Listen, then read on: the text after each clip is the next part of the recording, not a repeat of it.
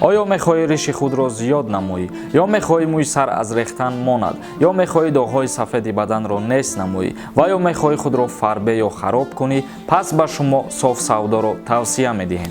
و یا شخصانه می‌خواهند حجامه کنند یا روغن تازه سیاه‌دانه را دسترس کنند و یا کپسوله الهدایه به صاف سودا مراجعت نمایید. داروها دست‌افکنی نیز کرده می‌شوند. رقم‌ها در روی اکران. از نام یوریست جی مراجعت کنید، تخفیف دارد. با صاف سودا باشید. آفیس صاف سودا در پیتر و مسکو.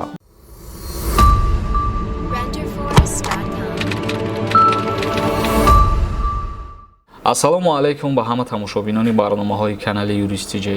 навори имрӯзаи мо якчанд ахборотҳои нав ба шумо пешниҳод мегардонем ва чихеле ки мо гуфта будем дар аввали видеоҳои худмон қурби асъора ба шумо пешниҳод мегардонем. қурби асъор барои 17 июн. طبق اطلاعات بانک ملی جمهوری تاجیکستان 1000 روبل برای 17 ایون برابر می باشد از 158 سومون تا 159 سومون و 100 دلار باشه برابر می باشد به 1131 سومونی و 95 درهم. 100 یورو باشه برابر می باشد به 1372 سومون و 55 درهم. اولین اخبارات ما اویدی جزای داماد برای به خودکشی رسانیدن نوروسش در روز عاشقان. خیلی که به همه ما و شما معلوم است قانونگذاری جمهوری تاجیکستان کودکس جنایتی در ماده 109 آوردگی درباره به خودکشی رسانیدن شهروند، یعنی هر شخصیتی را که یگان کس به خودکشی میرساند مطابق قانونگذاری از نظر کودکس جنایتی مطابق ماده 109 به جوابگری جنایتی کشیده می شود. مرافعه پرونده خودکشی نوروس 18 ساله در ناحیه رش انجام یافت. دادگاه ناحیه رش اسکندرشاه سعی محمدов را برای به خودکشی رسانیدن عروس جوانش به 5 سال و 6 ماه زندانی محکوم کرد. طبق اطلاعات دادستان کلی تاجیکستان جسد شهروند دادوان را که خداویسی کرده است خویشاوندان اجازه کشودن ندادند. خود همان روز 14 فوریه دفن کردند.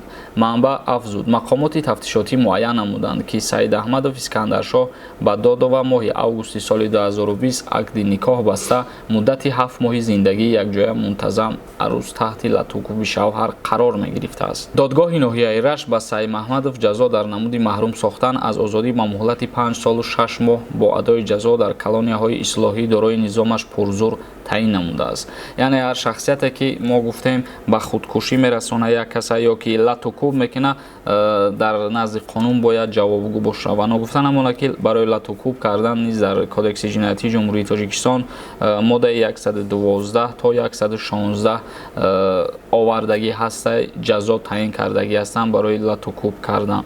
اخبارات نوبتی راهگیری به پول و ادرارپولی بلند وعده فدراسیای روسیه به دانشجویان خارجی.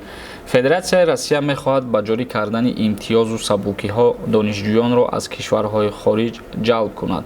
در آینده نزدیک جاری کردن یک قطار امتیازها برای دانشجویان خارجی دانشگاه فدراسیای روسیه به نقشه گرفته شده است، گفت معاون رئیس شورای فدراسیای کنستیتوسیه. و اینچنین معاون رئیس شورای فدراسیای روسیه قید نمود راهگیری به پول لااقل از تا جای تحصیل و بازگشت، سقورتای طبی رایگان، ادرارپولی بلند و جبران همه خراجات‌ها برای خوابگاه به نظر گرفته شده است، شرح داد نماینده شورای فدراسیای روسیه. یعنی برای جلب نمودن شهروندان خارجی برای دانشجویان خارجی برای تحصیل کردنشان در فدراسیای روسیه تصمیم گرفتند که همین گونه کردارها را براه مانند. همه این نقشه ها برای افزایش شماره دانشجویان خارجی در کشور پیش بینی شده است. گفته می شود از این راه جلب کردن دانشجویان در کانادا و فرانسه وسیع استفاده برده می شود. طبق نقشه های مقامات شماره عمومی دانشجویان خارجی در فدراسیای روسیه تا سال 2024 باید به 425,000 نفر رسد.